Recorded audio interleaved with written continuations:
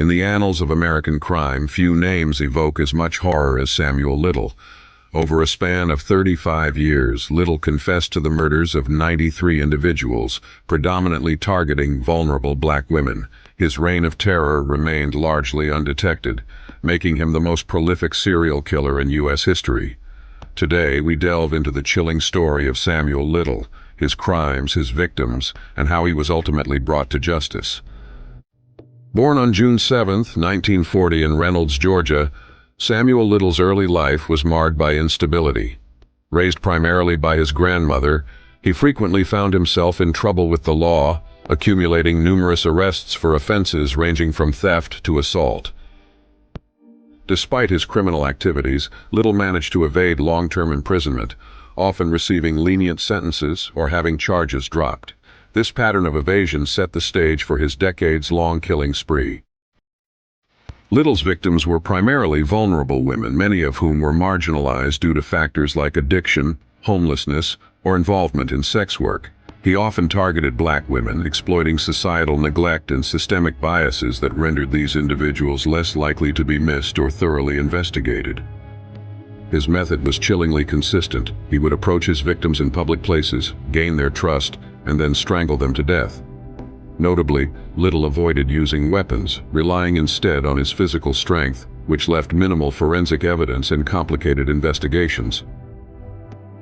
Between 1970 and 2005, Samuel Little crisscrossed the United States, committing murders in at least 19 states. His transient lifestyle and the lack of a consistent killing pattern across jurisdictions allowed him to remain undetected for decades. Many of his crimes went unsolved, with victims' deaths often misclassified as overdoses, accidents, or undetermined causes. This misclassification further obscured the connection between the murders and delayed the realization that a serial killer was at large. The turning point came in 2012 when Little was arrested in a Kentucky homeless shelter and extradited to California on a narcotics charge.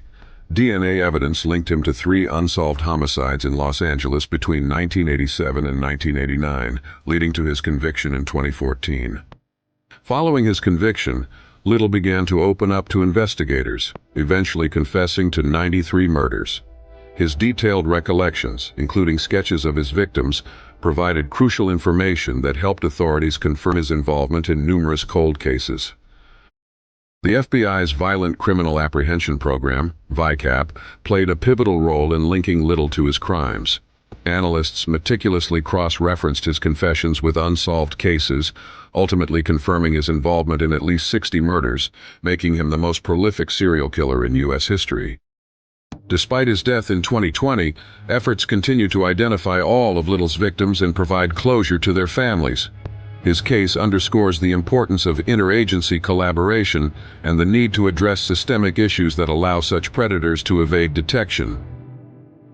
Samuel Little's story is a haunting reminder of the vulnerabilities within our society and the critical importance of vigilance in the pursuit of justice.